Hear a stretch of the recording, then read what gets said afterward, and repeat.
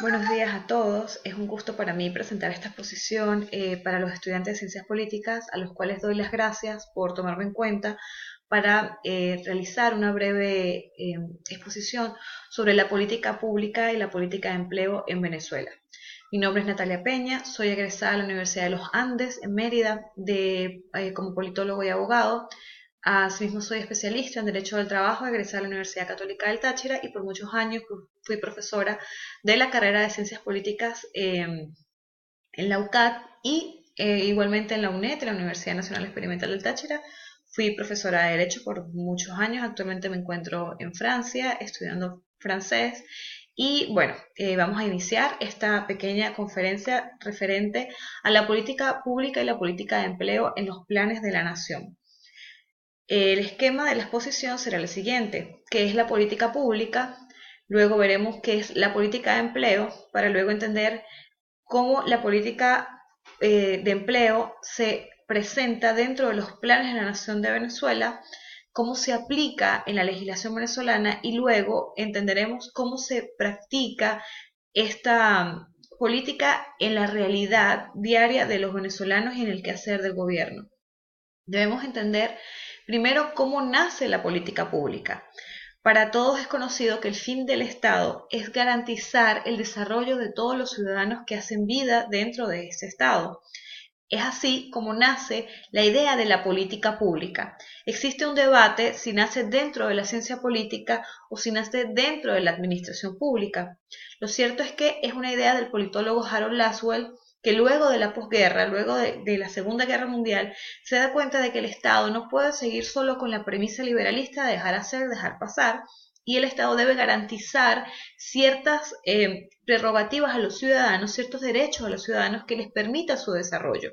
Y es por eso que él ve que el Estado debe ser más que solamente un observador del juego y debe pasar a ser un Estado gerente. Y es de allí que nace lo que se llama la política pública, que es la idea del Estado gerente. ¿Cómo van a ser este Estado gerente? Este Estado gerente nace de la mano de la administración pública a través de la burocracia, de todas esas instituciones que tiene el Estado en su poder, a su disposición para poder realizar las, todas las ideas políticas que tenga y de un gobierno que va a analizar previamente las necesidades de su población para poder delinear cuáles son aquellas directrices que va a ejecutar, aquellos planes que va a ejecutar y así lograr el fin de solventar un problema específico. Se le llama el nuevo espíritu del capitalismo según Botaski y Chapelo porque se habla de que ya se deja atrás el liberalismo. Luego, en una época de crisis, que el mundo se encontraba en crisis luego de la Segunda Guerra Mundial, en el que era necesario como dar un empujón a todos esos ciudadanos para que pudieran alcanzar mejores niveles de vida. Empujones traducidos, como le digo yo, en lo que se llama la seguridad social, la garantía del trabajo, la garantía de la salud, la garantía de la vivienda, es decir, que el Estado garantice ciertas prerrogativas vitales para que el individuo se pueda desarrollar. Ahora, ¿qué es la política pública como tal? Lasswell la presenta como el procedimiento mediante el cual se propone, examina y tal vez concluye una política determinada, por lo que podemos observar que es un procedimiento, cuenta con diferentes pasos que son necesarios para que se pueda alcanzar el fin de la política pública. La política pública, según Janet Kelly en un libro de IESA, tiene un ciclo, cuenta con un ciclo que es importante realizar, que es importante garantizar con el fin de que realmente se tenga una política exitosa. Primero ya habla que debemos identificar el problema. Al identificar el problema en la política pública podemos observar realmente qué es el ámbito de aplicación, qué es lo que nosotros queremos alcanzar con esa política pública. Luego la debemos agendar dentro del Estado, dentro de nuestra accionar del Estado, para luego formularla y diseñarla de manera correcta, de modo que con los profesionales correctos se pueda alcanzar todo el problema. Luego se va a aplicar en la legislación. ¿Por qué la legislación? La legislación es la que le va a dar a esa política pública el sustento legal, le va a dar realmente la garantía y la legalidad de que se pueda realizar dentro de un Estado, para luego finalmente implementarse independientemente de cuál sea, y luego, muy importante, evaluar cuáles han sido los alcances de esta política pública, si esta política pública ha logrado realmente el fin por el cual fue realizada, por el cual fue ejecutada. Entonces vemos que existe un ciclo y que es importante respetar cada uno de estos pasos para poder decir que una política pública es exitosa. Y esto es importante recordarlo cuando veamos la parte de la praxis política, de las políticas públicas, porque observaremos que en Venezuela el problema es que no se están cumpliendo con todos los ciclos de esta política, por ejemplo, a la hora de evaluar o, por ejemplo, a la hora de identificar el problema. Ahora, nosotros podemos ver que la política pública, o podemos entender que la política pública tiene muchísimos ámbitos. La política pública puede ir desde garantizar la salud ciudadana, garantizar que existan hospitales que atiendan las necesidades de salud de una población, garantizar el empleo, garantizar la educación y también garantizar el empleo. El empleo es uno de los derechos humanos garantizados en la Declaración Universal de los Derechos Humanos.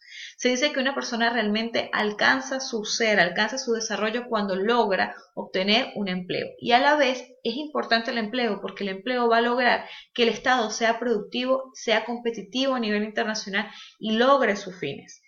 Está establecido también en la Organización Internacional del Trabajo la política de empleo en su convenio C-122, así como también dentro de la legislación nacional en el preámbulo de la Constitución de la República Bolivariana de Venezuela, que dice que uno de los fines supremos del Estado es garantizar el empleo, así como también lo vemos específicamente en el artículo 87 de la Constitución de la República Bolivariana de Venezuela, que dice que todas las personas tienen el derecho y el deber de trabajar, pero que ese trabajo tiene que ser garantizado por el Estado. Así, la Constitución le da al Estado el deber, el mandato de garantizar empleo para todos aquellos ciudadanos que estén en la capacidad de obtener un empleo, en la edad productiva y que busquen un empleo. Es así como vemos las siguientes características de la política de empleo, que es lo que lo va a delimitar. 1. La política de empleo debe garantizar un trabajo para todas aquellas personas aptas para trabajar y que busquen emplearse. Eso se va a llamar la población económicamente activa.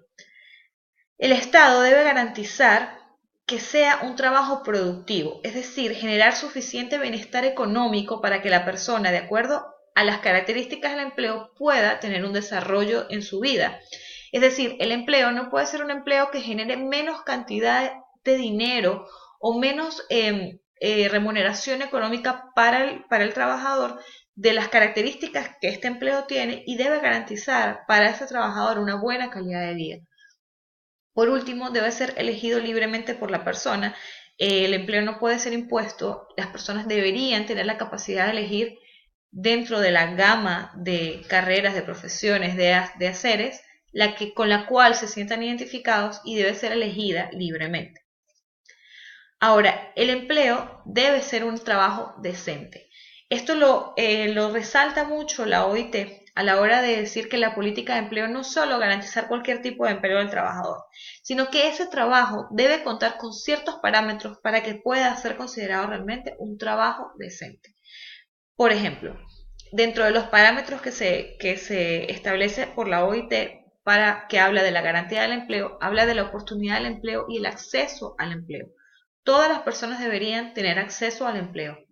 Es por eso que el Estado no solo debe hacer aquellos trabajos clásicos o debe garantizar aquellos trabajos clásicos en los cuales el trabajador obtiene un empleo, por ejemplo, formal por muchos años, sino también debe garantizar otro tipo de empleo. Por ejemplo, debe garantizar el empleo temporal para un periodo de época específica, o por ejemplo el empleo a los estudiantes que desean trabajar solo medio tiempo, o por ejemplo el empleo independiente, el trabajo independiente, el trabajo que es de aquellas personas que desean formar sus empresas de manera independiente y a la vez generar más trabajo.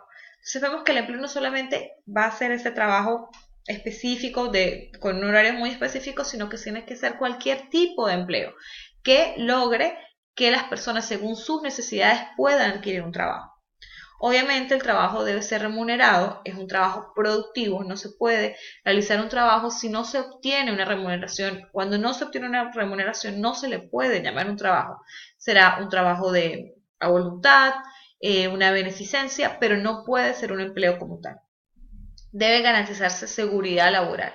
En el mundo existen muchísimos accidentes de trabajo y es por ello que es tan importante garantizar que el trabajador tenga una seguridad a la hora de él trabajar, sobre todo en aquellos tipos de trabajos que tienen grandes riesgos de accidentes laborales. Pero en realidad todos los tipos de trabajo tienen riesgos laborales y es considerado por la OIT como la principal obligación del patrón, garantizar a ese trabajador una seguridad laboral en su puesto de empleo. Y por último, la seguridad social. El esquema, la idea de seguridad social nace en Alemania, se extiende por toda Europa y luego es tomada por Estados Unidos y de ahí se convierte en una necesidad del empleo.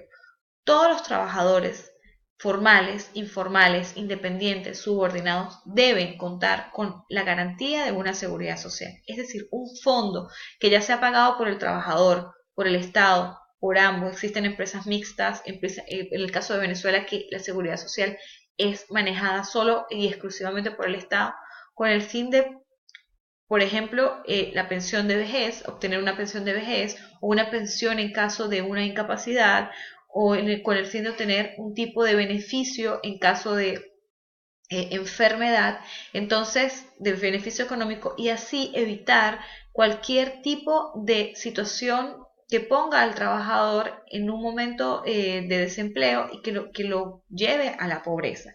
Entonces vemos que estos son los parámetros del empleo decente, del trabajo decente que señala la OIT y que deben ser seguidas por todos los países que firman estos convenios. Venezuela ha firmado estos convenios de trabajo decente, de política de empleo, y lo debe aplicar en su legislación nacional.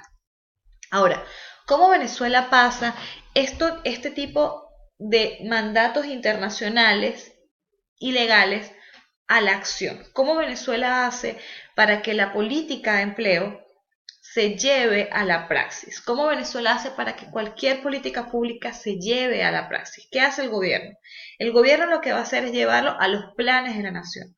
Los planes de la nación son como la agenda que el gobierno tiene, donde va a decir cuáles son sus objetivos de manera general. Y ellos van a ir guiando el accionar del gobierno, porque se supone que si ellos presentan una agenda es porque esos son sus objetivos y ese es el accionar que ellos van a realizar durante su mandato, durante el periodo de tiempo en el que van a tener el poder, a detentar el poder y a gerenciar este Estado, que ya vimos que debe ser visto como gran gerente, el Estado gerente, que es el Estado que va a manejar la política pública. Entonces, el primer plan, vamos a tratar los últimos 3 planes de la nación, vamos a hablar sobre los últimos 3 planes de la nación que ha presentado el gobierno.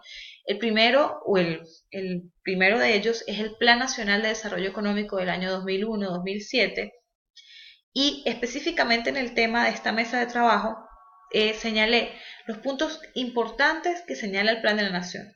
Este Plan de la Nación nos habla de una economía social, proyecta mucho, se enfoca mucho en lo que es la economía social. Habla mucho también de la descentralización y de la desconcentración, la importancia de que existe una desconcentración del poder en Venezuela y que cada región, cada localidad tenga poder y tenga poder de decidir y ejecutar sus necesidades. Es por ello que fomenta las pequeñas y medianas empresas, las pymes o las pequeñas y medianas empresas socialistas, las pymes como se le ha llamado en los últimos años. Pero vemos que con estas pymes es como el Estado, como el gobierno va a decir, vamos a desconcentrar y vamos a darle poder a las localidades, a las sociedades, a la sociedad.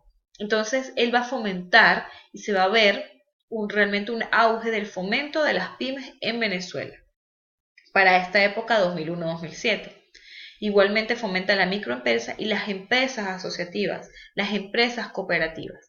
Esto es muy importante porque este plan de la nación hablaba de beneficios fiscales y de prioridad de los órganos públicos de contratar con empresas cooperativas.